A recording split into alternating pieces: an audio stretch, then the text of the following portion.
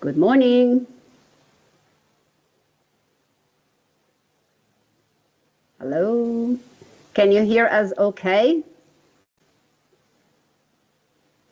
I guess. Yes. Okay. Thank you, Milena, for confirming that.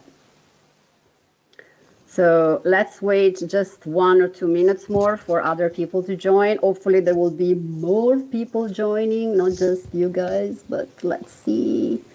I see other people entering. 10.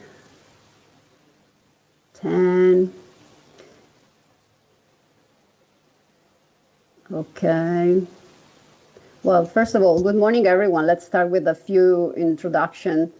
And it's already 10:29, so I guess we can possibly even start slowly entering the webinar. Good morning. My name is Francesca Pistollato. I'm Senior Program Director in Biomedical Science for the NGO organization. Marlene say I can't use camera and microphone. Okay. Yeah, I guess it's disabled. I'm sorry. It's true. I guess it was disabled automatically when organizing the webinar, but you can always interact in the chat. I hope it's okay for you guys. It's just the way it has been set.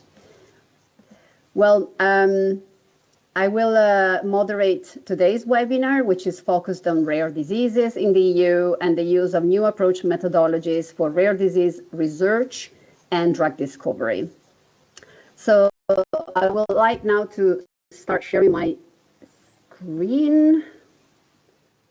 1 second. I hope you can see my screen. Can you see? Yeah, yes, we do. Francesca. Okay, perfect. Yeah. All right, so let's start. I think it's the right time. It's 10:30. So as I just mentioned, the topic of today's webinar, organized by the BioMed21 collaboration, which I will briefly introduce in the next slide, is on rare disease research and drug development with NAMs in the EU. Just a quick overview of today's webinar agenda. I will set the scene by providing an introductory presentation. Then I will give the floor to Kevin Achberger from the University of Tübingen, who will be talking about human retinal organoids for modeling rare diseases and gene therapy. I will also then give the floor to Francesco Pappalardo from University of Catania and the combined group, who will be guiding us through the magic world of in silico modeling for rare disease research and drug development. And finally, we will have Manoe Janssen from Radboudumc University, who will talk about NAMs in rare disease therapy development. Where and when do they fit? So my presentation, again, is mainly aimed at setting the scene. I would like first to introduce my organization, the organization I work for, which is called Humane Work for Animals, and formerly we were known as Humane Society International. In our organization, we have a group of a team working on research and testing, and this includes experts in regulatory science, biomedicine, government and corporate relationship, and we work in a cooperative manner with different stakeholders categories, as you can see from this slide: industry, regulators, lawmakers, researchers, funding bodies, and other stakeholders. And we also operate in more than 50 countries, as you can see from this map. We are the convener of the Biomedical Research for the 21st Century collaboration, also called as BioMed21, which was created back in 2015, where we advocate for human-relevant methods to tackle urgent health challenges, improve patient outcomes, advance science, and reduce reliance on animal testing. We also host and organize different type of events, like the webinars of today, as well as international workshops to stimulate the science and policy dialogue. So a quick overview of NAMs, or New Approach Methodologies. These normally represent a broad category of methods covering innovative tools that can support or complement traditional approaches. They generally offer faster, cheaper, and more human-relevant data than traditional methods. In the most recent European Biotech Act regulation proposed by the European Commission, there is a clear definition for NAMs as methods that do not involve the use of of live animals and encompass in vitro, in chemical, or in silico computer-based approaches, as well as combination of those. A few publications have come out in recent years proposing a definition for NAMs. A very recent one from 𝗥𝗲𝘀𝗲 et al. Basically suggests that NAMs are species-specific methodologies that do not involve the use of living animals, in line with the definition proposed in the Biotech Act regulation.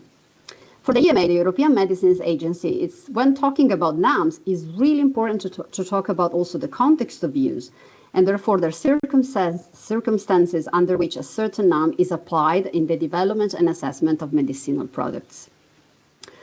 And when we refer to NAMs, of course, we have to consider that NAMs is not just a few methods, but really a comprehensive toolbox that includes organoids, organ-on-chip technologies, 3D printed tissue, as well as more, relatively simple 3D systems, cell system like or neurospheres or spheroids in general, ex vivo human tissues, in silico and AI computational tools. But we also should include the wide array of omics technologies, as well as the imaging technologies, and also in chemical approaches. Nowadays, NAMs are applied across the entire world drug development value chain at different level and different readiness categories at different level of readiness, as you can see from these traffic lights, green, yellow, and red, where green stands for human-centric NAMs already applied, yellow stands for human-centric NAMs that could be applied in specific context, or red basically suggests when in vivo data are still required, like in toxicology testing. Across the NAM, among the NAM potential uses, NAMs can support disease modeling. They can help investigate disease mechanisms, the pathophysiology, and also epigenetics. They can be used for biomarker discovery, to support epidemiological surveillance, to identify unmet medical needs. They can also contribute to therapeutic target validation, pharmacological studies, and tox assessment, while considering, however, as I said earlier, that oftentimes regulatory frameworks require still in vivo validation. And NAMs can also be integrated into manufacturing processes, the quality control, for example, of vaccines, and scaling up efforts. But what about the use of NAMs for rare disease, which is what we're talking about today? Well, let's look at the current rare disease scenario in the EU. Rare disease normally affect 5 in 10,000 people. On the other hand, ultra-rare diseases may affect less than 1 in 50,000 people. As far as we know, and this is from 2024 document, 307 in 6,346 rare diseases have at least one EMA-authorized orphan designated product. However, treatments often have limited efficacy, or they tend to target narrow genotypes or specific subgroups of patients. There is also a lack of validated disease models, especially when it comes to ultra-rare and newly identified conditions. We have also good policy and funding instruments in Europe, like the Orphan Medicinal Products Regulation, but also the Horizon Europe Framework Program supporting different type of rare disease projects, and also the ERA for Health 𝗓𝗓. Progress requires, in my opinion, and not just my opinion, the opinion of a large community of stakeholders, funding that prioritize the development, validation, and the regulatory integration of patient-focused, patient-centered innovative tools.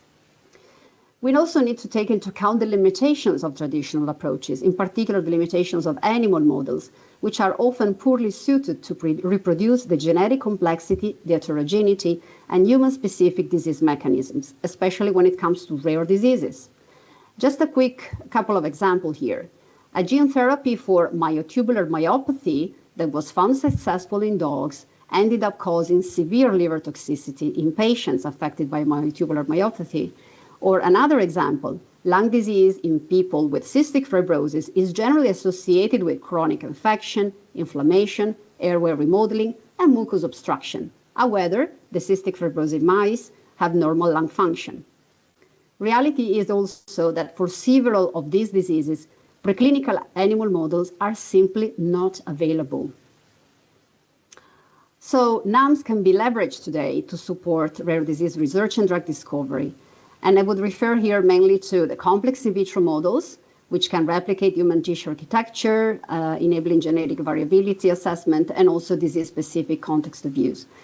They have demonstrated already their utility in different types of rare diseases, like the one that you see here in this slide, like SMA, Gaucher disease, cystic fibrosis, etc.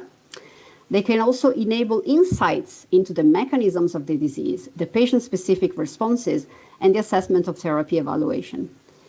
And on the other hand, also in silico technologies, they range from AI-driven analysis, protein structure modeling, virtual patient simulations, up to multi-scale disease models. And they can support the classification of the different variants, the identification of potential targets, the assessment of disease progression and modeling, the design of clinical trial, diagnosis of these diseases, as well as patient stratification and the repurposing of drugs. When combined together, of course, they offer clear advantages in terms of predictivity, personalized medicine approaches, and ethical responsible research frameworks definition. If you would like to know more about this topic in general, both about complex in vitro methods as well as in silico tools, feel free to have a look at our recent publications. And I would like now to end up my introductory presentation with a few policy recommendations that I believe are relevant in the context of this discussion, and that are also described in this policy paper that recently came out. You can scan the QR code to access to this policy paper. So when it comes to funding and infrastructure, it's important to establish dedicated funding calls for the development and integration of these NAMs. It's important to create centralized biobanks and high-quality data repositories for patient-derived cells, for example.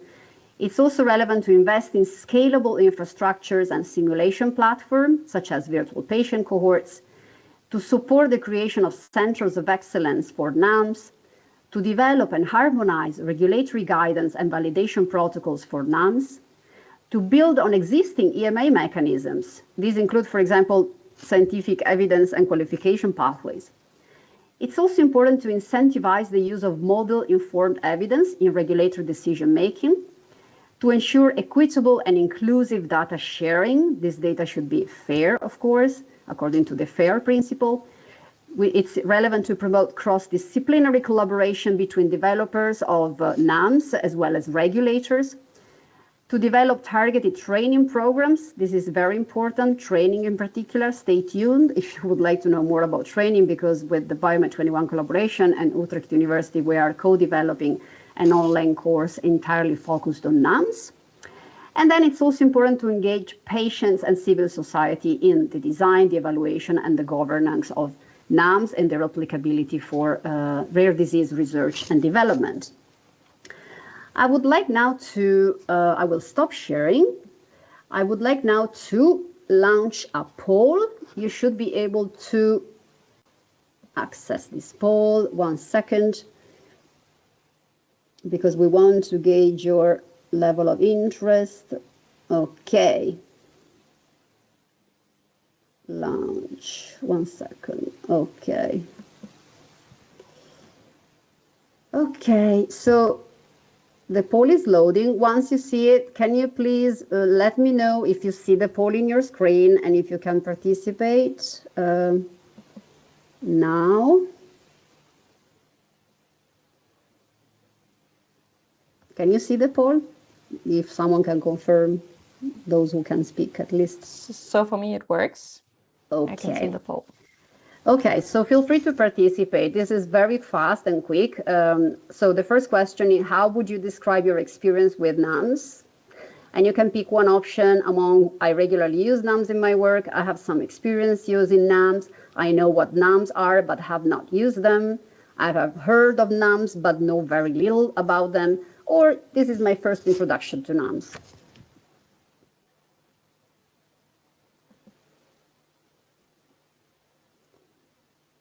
Okay, I would, if you have done, I will now click on view results and we'll see. Okay, so 63% view, it's still moving, but basically 65 now. Regularly use NAMs in your work. Okay, great. And 70% is the second most selected option. I know what NAMs are, but have not used them. Okay.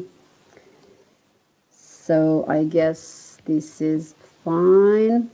I will now go to back to question and I will launch the second poll. Can you see the second poll now? I hope you can. Tabia? Yeah. I think they were shared simultaneously, so both questions were visible. They were both visible. Okay. So regarding the use of nouns for rare disease, which statement best reflects your current view? As you can see, you can pick more than one option here.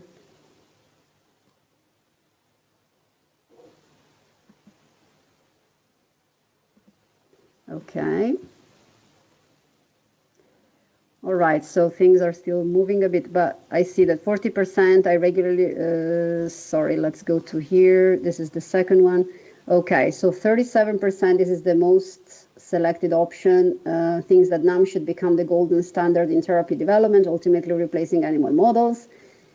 And 35% say that the optimal approach depends on the research question, and the third most selected is for some rare diseases, NAMs provide the only biologically relevant models. All right, so I will now close the poll. I hope I'm not going to collapse everything. Are you all still there? Yes. Okay, great. Good. Okay, so without any further ado, I would now like to give the floor to Kevin Achberger from the University of Tübingen. And Kevin will be talking about human retinal organoids and retina-chip platform for modeling disease and gene therapy. So, Kevin, you should be able to share your screen. Let's find out. Your lobby, okay. Your lobby. You see my presentation? Yes. Yes. All right. Okay, thank you so much, Francesca. And again, thanks for all of the organizers to giving me the chance to talk today. And as she kindly introduced, I will talk about the retina, the human retina, and my goal is a little bit to convince you that all the things that Francesca said about NAMs are really true, and that I can convince you that they can actually be used in, especially, or in particular in my case, in vitro models for rare diseases to really contribute to current and also future drug development. So, so let me see. Okay. Yeah, so I already said I will talk about the human retina, and just brought a slight introduction for maybe not everybody knows everything about the human retina. So the human retina is our light-sensitive structure in the back of the eye. So it's this like red structure here on the right side. And yeah, we know, of course, that it is very important if we get problems here. There's visual impairments or even blindness. So it's very, of course, self-explanatory that we need very good models to tackle those diseases. But if we look at the human retina itself, we can see that the human retina is very complex. It's multi-layered, many cell types, complex, different kinds of blood flows. So we need very complex models to study that.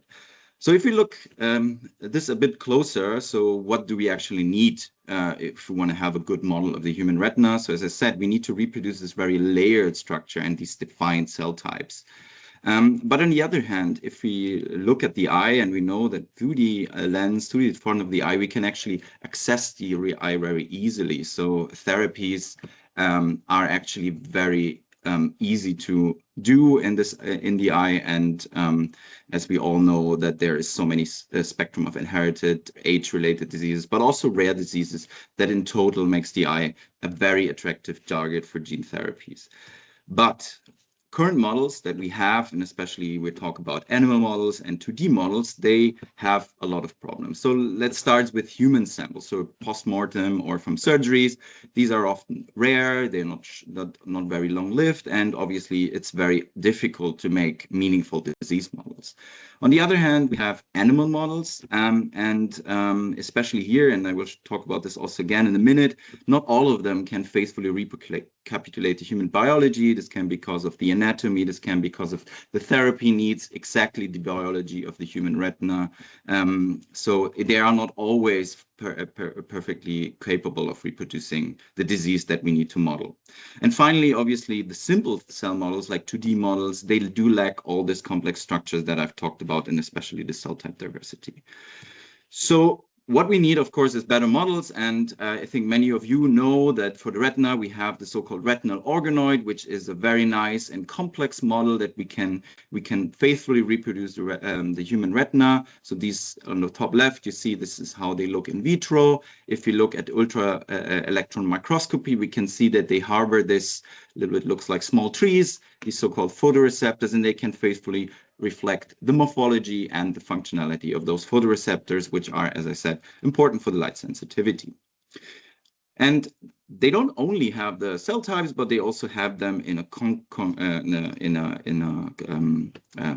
accurate layering. So we find in the organoid the photoreceptors layered on the outside in this discrete layers like we have it in the human retina that you see here on the left. We have all the other neurons that we find there, and we have, for instance, also the glial cells here. And finally, what of course is very, very important, that they can also reproduce the functionality, meaning light sensitivity in this case, so we can stimulate them with light and the cells really react to this stimulus. So overall, we can say retinal organoids, they capitulate the structure and the function of the human retina, and what I didn't show also development of the human retina.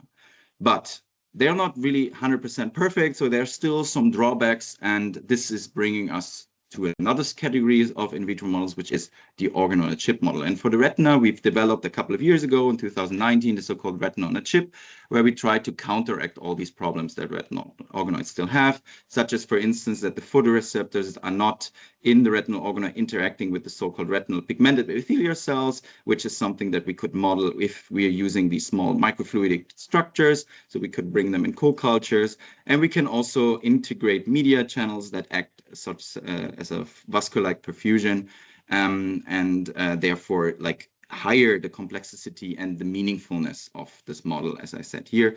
So we can model a blood flow, we have more complex interaction, and maybe also interesting for this story, we can simulate therapy application routes. So let's talk about the disease that we've been working on the last year, which is a rare disease, which is the so-called Patton's disease, or in this case, the subtype CLN2. And CLN2 is actually caused by a mutation in the enzyme called TPP1, and this leads to lysosomal storage accumulation, and especially of accumulation of a protein called CMAS. Patton's disease itself, we've heard, is, if I go by this definition, an ultra rare disease, so only 1 in 100,000 births, but is very, very destructive because it causes seizures, it causes cognitive impairment, loss of coordination, and it does that actually in a very short time, and in between 6 and 12 years, the children affected dies. Interestingly, in Patton's disease, there is a specific phenotype in the eye that a lot of animals are not able to reproduce. So classic animals like mouse were not able to reproduce this visual phenotype, which is why the retinal organoid comes in place. And also, of course, there is up to now not a very successful therapy. There is an enzyme replacement therapy that brings back the TPP1, but that has to be given many times, and it cannot cure, but only slow down the disease. So what can we do now to treat CLN2? And obviously, gene therapy is a very interesting strategy here, because we can replace the TPP1 protein that is dysfunctional, bring them into an AAV. In our case here, this was the AAV9, and bring them back into the eye, which is, as I said, very accessible. So we can then transduce those cells and hope that they can bring back the TPP1 functionality. So what we did in a study that was published last year, we've used now this AAV9 therapy, and we wanted to test this obviously on faithful models. So we used iPS cells that were derived from patient cells that are suffering from CLN2 and compared them to healthy diseases, also to isogenic controls. And then we differentiated them to retinal organoids, to RPE cells. And then first of all, looked at the phenotype. Can we reproduce the major hallmarks, which is the lack of TPP1 and the accumulation of CMAS? And can we then bring back them by, or can we reduce or remove the phenotype by adding the gene therapy? So the first thing was showing TPP1 is actually absent. So we did a lot of analysis, a lot of stainings, and showed, yes, in the patients here, this is the patient called CLN2-1, TPP1 is completely absent. And we, on the other hand, showed CMAS accumulations are present in those patients. You can quantify that, and we see that over time, these accumulation gets more. So then next step is obviously trying to reverse this phenotype by using the TPP1 therapy. So we added the therapy and different dosages. And what you can see here, looking at TPP1, as I said, in the untreated patients, completely absent. Then reduced low dosages, it comes back.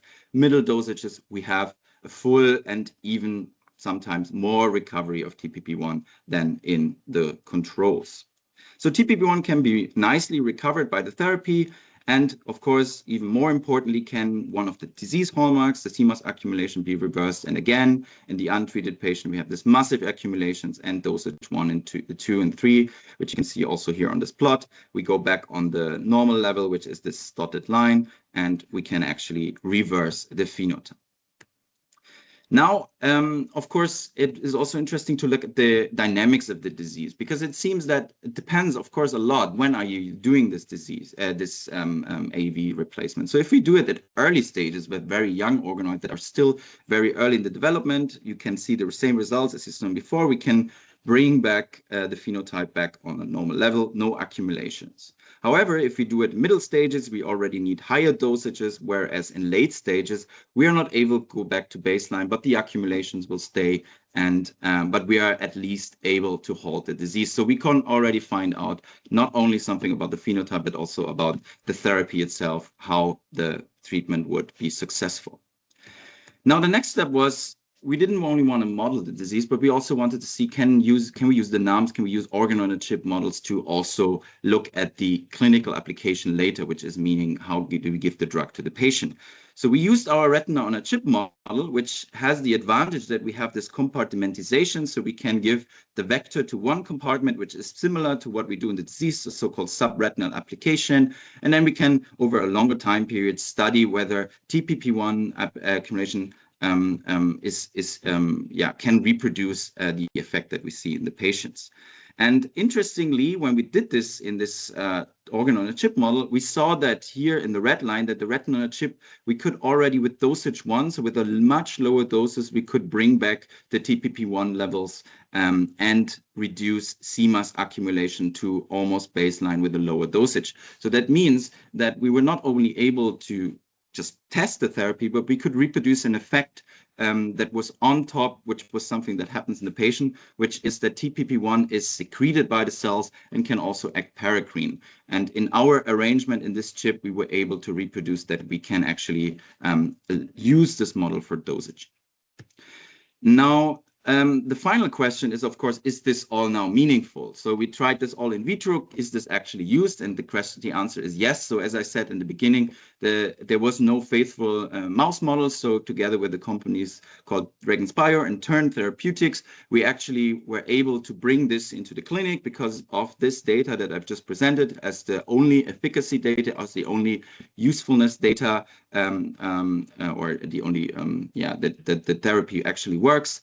We brought the ocular gene therapy into the clinic, and at the moment it's tested on patients in a phase 1, phase 2 study.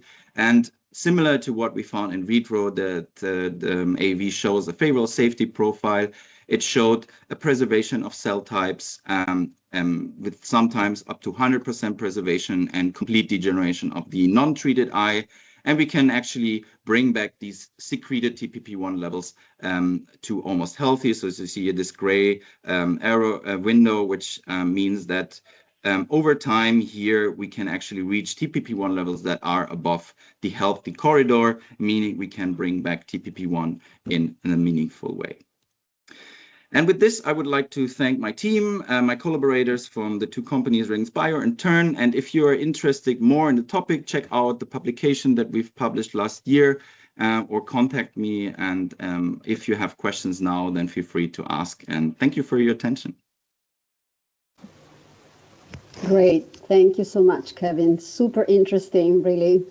And the idea that this type of research has even led to clinical trials, assessment, and testing, it's particularly interesting for me. Let's see if we have any question, because after each presentation, we have time for like three minutes question Q&A. So if you would like to raise, to ask anything, please post your question in the chat, and we can try to address them directly. You can use the chat function if you prefer. I mean, there is also the Q&A function, but I would go for the chat function if you need to choose between the two. Well, I don't see any, if I'm not missing, but I don't see any question coming in. Okay. Well, for the sake of time, I would simply move to the next speaker. And if you, for whatever reason, you can think about, okay, now I see one question. Sorry, just we can pick this one, Kevin, if you don't mind. Okay, and also one from Annalisa. Okay, so was dose estimation also based on in silico tools in addition to cellular functional PD data? No, in this case, we didn't use any in silico data. So this was a pure in vitro study. And as also mentioned, yeah, again, we were contacted by the company actually because there was no meaningful in vitro model, right? So this was really the really key point of the study, that there was no model at all available at the time and still no really faithful model to reproduce the disease. So, but no, in silico was not used. Okay, thanks. Another question from Annalisa Gastaldello. It seems that the highest dose increased the accumulation of the protein in the organ-on-chip model. Mm-hmm. Is that the case? I actually had to check. Yeah, I mean, of course, yeah, it looks a little bit here like I think there might be a tiny amount of variation, but this is not something that we've really see throughout. I think, yeah, it looks a little bit like it, but it definitely lowered the level. I think this is what we need to look at. But since it's still an in vitro model, and maybe if people work with retinal organoids and organoids in general, there is still some variability. So it's not always so clear cut. But I think in this case, we could at least see that in all of the 3 dosage levels that we've applied, we have a clear reduction. But there was not, we did not see an effect that high dosages were toxic or did show any detrimental problems here. But what I can say about the dosaging is that the dosaging was really actually chosen on top of this publication, and we actually then in the end could go much lower than what actually was used in this publication, because we already knew that there was this paracrine effect, or that there was a potential effect bigger than just the pure expression in the individual cells. Thank you. Very clear. I see 2 more questions. If you don't mind, Milena, we can keep this one at the end, because I think it's really relevant in the context of rare disease in general. Perhaps other speakers may provide. Perhaps you can reply to the one from Dilyana Filipova. Do I understand correctly that no animals were used for preclinical efficacy testing in this study, in this therapy? Yeah, that's true. Yeah, the toxicology, I think this is important to mention, like also you mentioned in the first presentation, had to be done still in animals. So for the tox studies still had to be used, but that the study worked, that the efficacy, I don't know another word for it, but let's say that it really works, that the therapy actually works, was only in vitro, because again, there was no animal model available to check that you can reverse the phenotype. Indeed. That's the thing with rare disease in general. Okay, thank you so much. I would now like to, for the sake of time, go to the next speaker, Francesco Pappalardo. And Francesco today will be talking about human-centric in silico modeling for rare disease research and drug development. Francesco, the floor is yours. You can, you have already started sharing, please. Yeah. Thank you, Francesca. Just to let me to oh my God.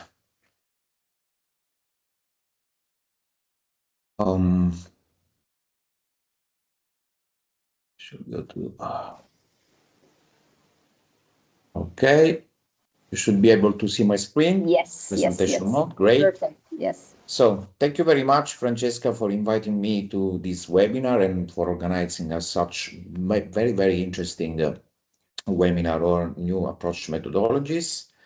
And without any delay, I start my presentation. So good morning to everyone, and thank you again for the invitation, Francesca. Before discussing in silico modeling and computational approach, I would like to start from the problem we are trying to, sorry, let me to, okay, move this. Okay, great.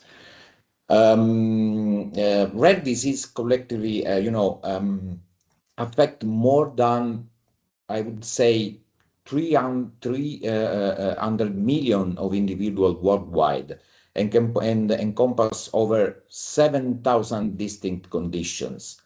Despite this substantial burden, more than 95% of rare diseases still lack an approved therapy.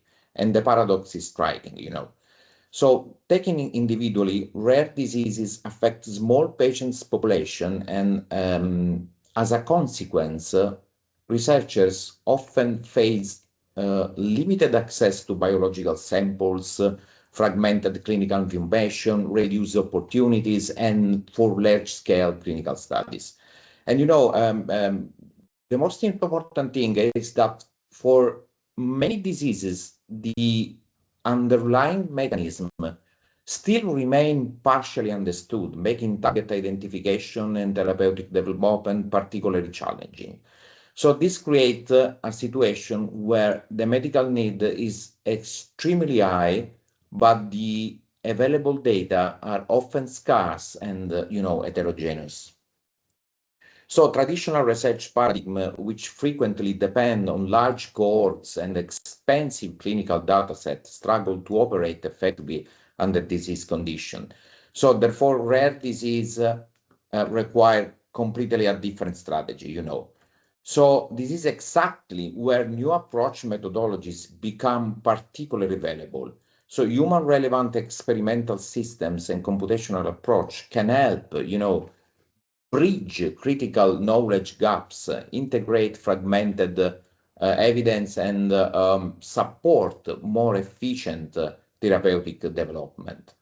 In other words, rare diseases are not only a biomedical challenge nowadays, but they are also a knowledge integration challenge. And this is where the contribution of in silico modeling becomes especially relevant.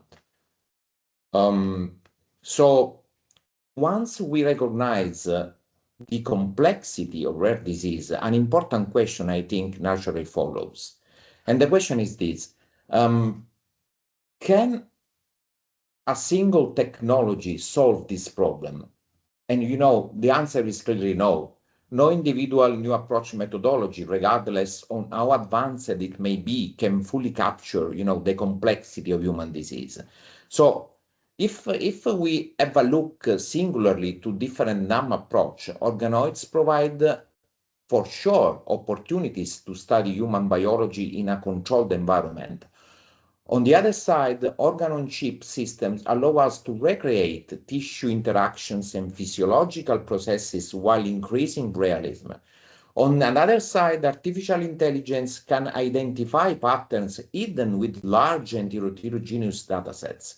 And on the other side again, in silico models can integrate biological knowledge across multiple scales and generate mechanistic hypotheses. So, you know, you see, each of these technologies provides a different perspective of the disease, no? So the real value emerges when these approaches are combined, building a complete ecosystem. In fact, I believe that one of the most important shifts currently taking place in biomedical research is the transition from an individual new approach methodologies to a complete integrated ecosystem. In such ecosystems, you know, experimental observation inform computational models, computational predictions guide new experiments, clinical data continuously refine both, and this creates a various cycle of knowledge generation. And the most important thing is that the patient remains at the center of this process. So the objective is not to replace one methodology with another. We are not interested in this. The objective is to build complementary systems capable of generating more reliable, more human relevant, and as I can say, a more actionable knowledge. And for rare disease, where every patient and every data point are very precious, the integrations becomes particularly important. To understand the contribution of in silico modeling, it is useful, let me to think about the biomedical research process as a kind of progression from data to knowledge and finally to decisions. today, biomedical research generates a large amounts of data. And this data may come from different experimental models, different clinical observation, imaging studies, omics knowledge, biobanks, scientific literature, or also patient registries. However, data alone do not necessarily produce understanding. So particularly in rare disease, where datasets are often incomplete, fragmented, and central challenge is not simply generating more information, but integrating what we already know into a coherent representation of the disease. So this is precisely where in silico models become very valuable. Unlike purely statistical approaches, mechanistic computational models explicitly represent biological processes and their interaction, and they allow us to combine diverse sources of evidence within a single framework and explore how diseases mechanisms evolve over time. So saying this in other words, they provide a way to transform isolated observation into biological knowledge. For example, we can investigate for which pathways drive disease progression, identify potential therapeutic targets, explore biomarker candidates, predict treatment response, or at the end of the story, optimize future experimental studies. And importantly, the goal is not to replace experiment, the goal is to make experiments more informative. So a well-designed computational model allows researchers to ask better questions, prioritize hypotheses, and focus resources on the most promising direction. So in this context, in silico models act as a knowledge integration engines that help bridge the gap between data generation and therapeutic decision-making. So one of the most powerful applications of mechanistic modeling is the generation of virtual patients and virtual cohorts. Every patient is biologically unique, you know, and even when affected by the same disease, individuals may differ in disease progression, immune response, genetic background, and treatment outcomes. So the most important thing that we can do within silico modeling is capturing this variability that is particularly important in rare disease, where patients' numbers are very limited and every individual contributes valuable information. So computational models allow us to integrate available biological and clinical knowledge and generate virtual representation of patients. Importantly, virtual patients do not replace real patients. Rather, they provide a complementary environment where hypotheses can be explored before moving to experimental or clinical validation. And the most beautiful thing, that is completely ethical, because within silico models, we can make every kind of experiments without breaching any ethical issues. At my group, at Combined Group, this is the philosophy behind the platform that we developed since 20 years, that is Universal Immune System Simulator, where mechanistic disease representation are used to generate virtual patients and to study and predict therapeutic interventions completely in silico. But what can these virtual patients actually do in practice? Let me show one example of our work. To make these concepts more tangible, let me briefly show an example from our work on multiple sclerosis.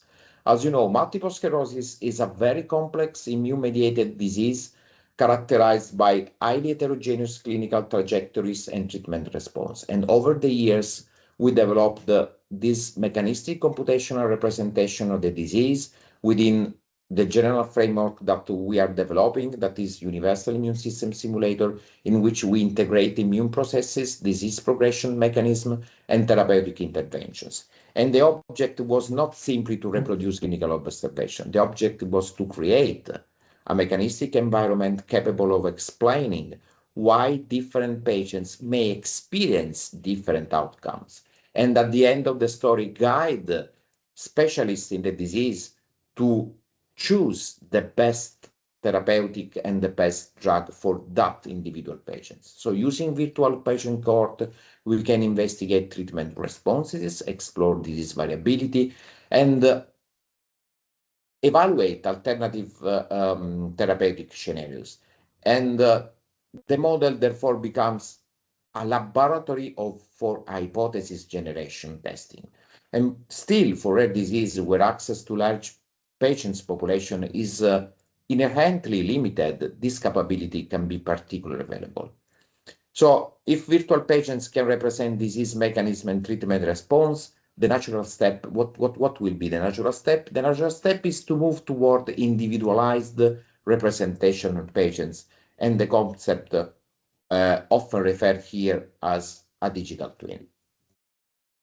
So far, here I tried to discuss computational models as a tools for understanding disease mechanism and generating virtual patients. However, our field is rapidly evolving toward a more ambiguous vision, the concept of digital twin. A digital twin, and let me say a digital twin in healthcare, can be viewed as an updated computational representation of an individual patient. And rather than describing just an average patient, the objective is to represent specific individual by integrating multiple sources of information, including clinical data, biological measurement, and so on and so forth. So the digital twin evolves together with the patient. This is very important. We are able to evolve the digital patients within the real patients and can be used to explore disease trajectories and therapeutic strategies. While significant scientific and technical challenges remain, the concept is to increasingly moving from theory to practical decisions. So because patients' population are rare disease especially can be very small, every individual case becomes particularly valuable. So across Europe, several initiatives are now exploring how digital twin in healthcare technology can be translated in real settings. And one example of this transition from individual technology to an integrated digital ecosystem is represented by one project that is actually funded by European Commission, that is 𝗥𝗏𝗡 project, which I would like to briefly introduce to you.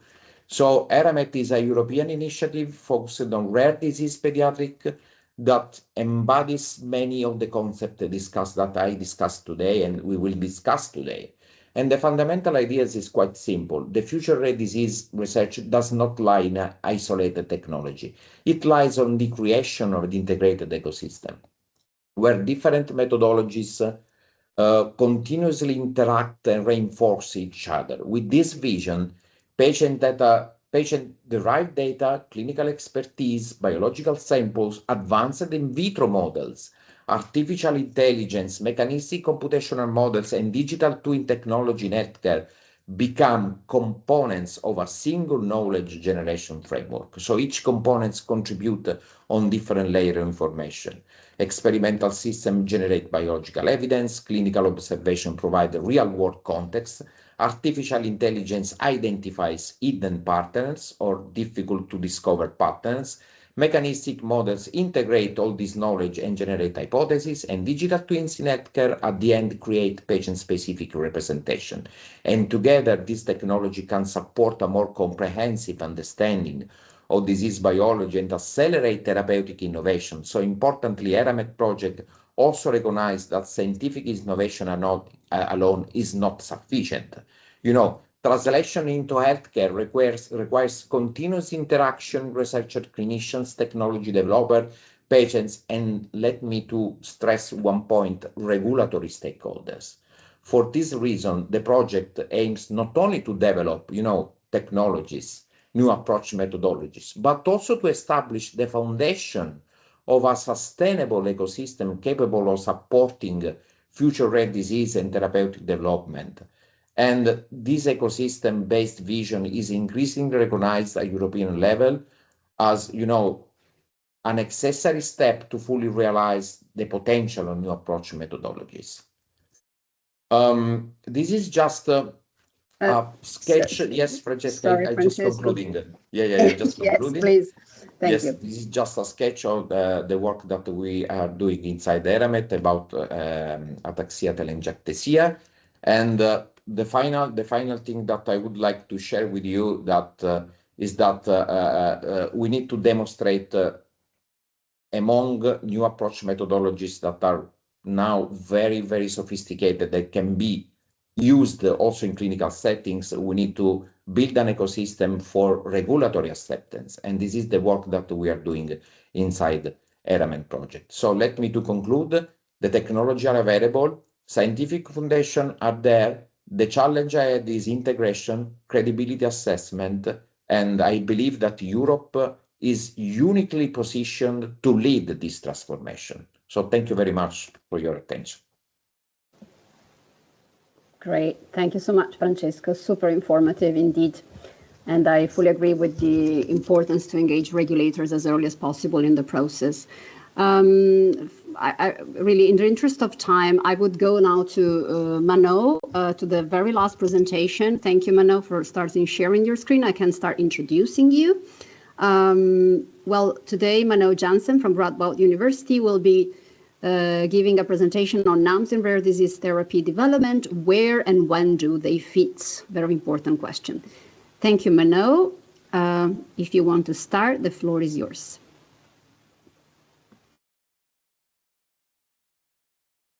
Yes, thank you. Can you hear me? We can hear you, and we can see you also got everything. the whole future of my presentation, so you already know what's coming.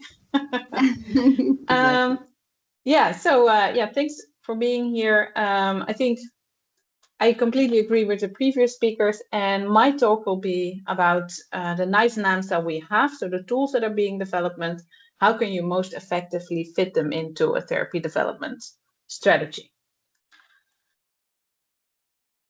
So here I put down the overall view of a therapy development pipeline, which often starts with the patient who has a mutation and rare disease. Often there's a genetic underlying cause. And then people start to understand, okay, so we know maybe what's the underlying problem. We want to develop a model to study the exact mechanisms underlying the disease. And once we know that, have effective readouts that allow us to screen for drugs. Can be different type, can be gene-based, but also small molecule. And finally, in the lab, you hope that you find something that proves to be effective, like we saw on the previous presentation on the eye, that you want to move forward.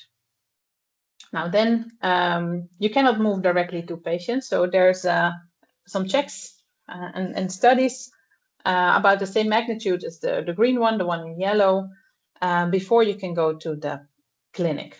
Now, the first test, I'd like to see it, because when you're working toward a test, also when students learn, they need to know what kind of requirements, what's expected from them. So here, the first check that you will find, the first test you need to pass is approval for use in humans. And the second one will be the one for the registration. So then you need to show that it can actually go to a bigger population. Now, let's focus on the first one. What do you need to do to pass the first test? So regulators will want to see that whatever therapy your development has a high probability of being showing good efficacy and safety in patients. Now, the efficacy part is often covered in the discovery and in vitro validation. This is also done for quite a big percentage in academia. And the second part is once you have your lead, to actually do all the checks that allow you to go to patients. And that's the safety, it's dosing, and some examples we already saw before. Now, so how to pass the test? So regulatory decision actually needs to have enough evidence to make this decision. And for this, you need to provide enough data, and thereby you can combine the different tools, as we saw before, and the NAMs play an essential role in this. Because they can fill some of the gaps that we currently have in the therapy pipeline. So which evidence is needed and which model can provide it? This is the kind of the question, the mindset that would encourage you to have. Instead of thinking like, is my model good or good enough? It's actually what evidence is it generating? Now, this is kind of the context of use. I highlighted 6 major questions in the therapy development pipeline, and by answering these questions, it will help you to understand what is expected from that phase. So within discovery, we have the molecular mechanism. So once you understand the molecular mechanism, you also know better what kind of model to use, what tissues are relevant, maybe how it links to clinical features, what is a predictive readout, and then which compounds are effective. Now, if you can complete that, you can move to the translation, where you focus more on, can it actually reach the right target? Is it safe? And for which patients could this therapy work? Now, still quite abstract. So I thought, let's fit it in a concrete example. And the one that you already heard, I think twice today, is the one from cystic fibrosis. So the molecular mechanism, there's a clear link between the gene and the affected tissue and the clinical outcome. And what you see is that you can use different models. As we already heard, some animal models don't show a good link between the gene defect, but some cell models do. So that's why you have to choose the right model for the right question. So the good thing, and many rare diseases have this, is that there's a clear link between the gene and the clinical symptom. This is very strong when you're building your model, because you have a one-on-one link that you can build on. Now, actually, there's not one mutation. So in the case of cystic fibrosis, there are over 500 disease-causing variants, and they can be classified in different type of mutations. So some will lead to no protein, some maybe the protein's there, but it's not being trafficked. Maybe there are some other problems. So in your development strategy and in your therapy pipeline, you have to choose which mechanism do you want to target. So for instance, the most common mutation is an unstable version of the protein. And this one can then be targeted by some compounds that stabilize the form of that protein. Now, then if you want to do your drug screen, you know the gene, you know what kind of tissues the gene is expressed, where it's affected, but now you want to have a readout for your drug screen. So what kind of tissues are suitable? Now, people tried many different models, but the one that finally became the kind of golden standard is the patient-derived intestinal organoids. So intestinal organoids is not directly linked to the lung phenotype, but because it's the gene is ubiquitously, well, at least in epithelial cells, a lot expressed, you don't have to use a lung tissue to understand the gene's function. So intestinal organoids have good expression of CFTR. They have a high throughput capability. They have you can get them reasonably easy, which also allows you to do personalized medicine and to get samples from patients with many different genetic defects, so different variants of the mutation. And then what they found is that actually the functional is a functional assay, and this is always very strong because in that sense you can let me get a pointer. You can have a link with the function of the gene in your therapy.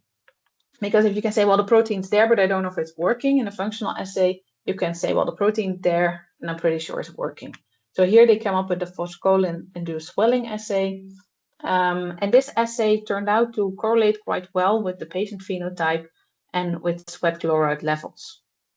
Now, what they also did is they put their model forward for qualification of novel methodologies within the EMA, which allows their methods to be evaluated by the EMA and to get feedback on it, and they received a positive letter of support. So I think once you have a good model, this is also a route that you can consider.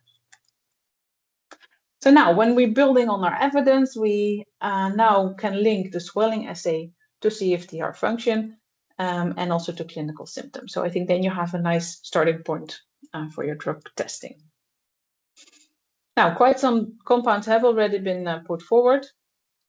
And in this way, people combined the knowledge that they had on different genotypes, the molecular mechanism, the suitable model system, the predictive assay, and the mechanism of action. And now, once you have this nicely aligned, if you see that a compound has a good effect on the swelling assay, then it infers that it might also have a clinical relevance. So now going back to the overview, where do we stand? Well, for discovery, we seem to have checked most boxes. And now we go to the translational side of things. What kind of models can you use here? So you have a nice compound. First question is, does it enter the body? And if it does, where does it go? So this is kind of questions that are evaluated with human ADME assays, with physiologically based pharmacokinetics, but also with animal pharmacokinetic studies. So here we combine and human models. So here we basically combine in silico, in vivo, and in vitro models. Now, once we know what the drug is doing, we can say what exposure is safe. And I think this is, from a regulatory perspective, the most important part of the evidence that you need to provide, because they need to make sure that whatever we're giving to the patient is safe. And here still the animal models, as was also mentioned in the previous talk, are still very important, but they have their limitations. And what we see now is that the animal models are being complemented with NAMs to reduce this uncertainty. So here I put a few NAMs and how they address the uncertainty. So for instance, when you do drug toxicity testing in animals and maybe one metabolite that's present in humans is not present in the animal, then basically you will have no idea whether your animal model is giving you any sensible data. But if you can see that the metabolites from the humans are quite comparable, the evidence of your animal model also increases the prediction power.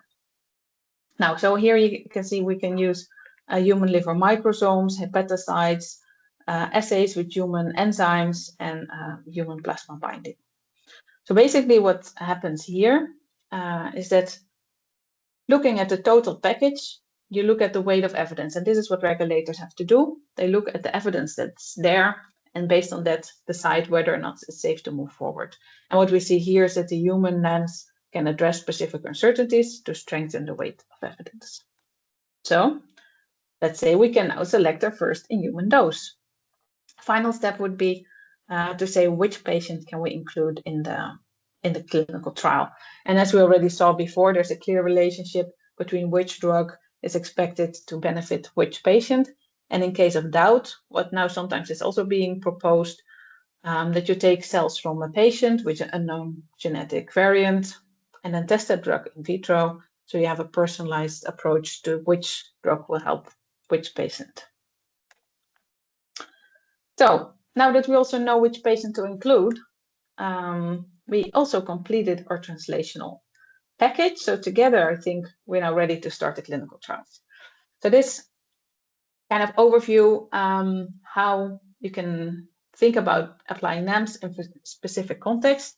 You have to think about when, where, and the advantage, I think, of the cystic fibrosis case, and you can see if that also, you can also somehow relate it to your own studies and your own disease models, is that it helps to have a well-described model mechanism, molecular mechanism, a genotype-phenotype relationship, a model that's scalable, like the swelling assay, that is validated, for instance, by EMA, but also by peers, and that you have biomarkers linked to clinical benefit. And then I think the bottom line is that there's no single model that answers all your questions, but each model contributes to a different piece of the evidence.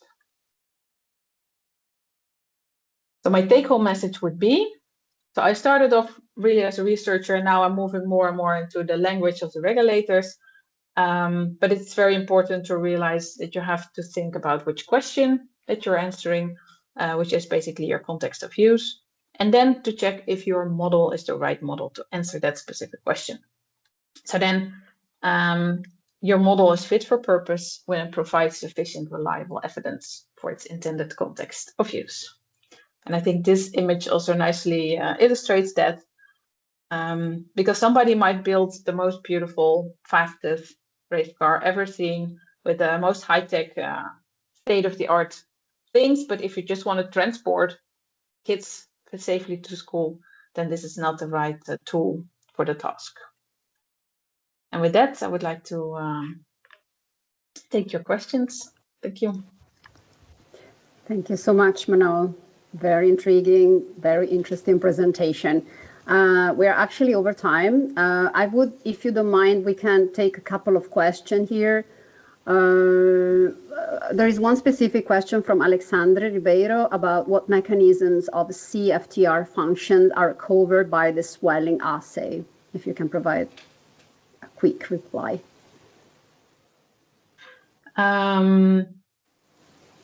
Yeah, so I think the swelling assay itself tells you something about whether there was transport, right, of chloride. So I think whether it made it to the membrane and it was functional. So the whole cascade actually has to work.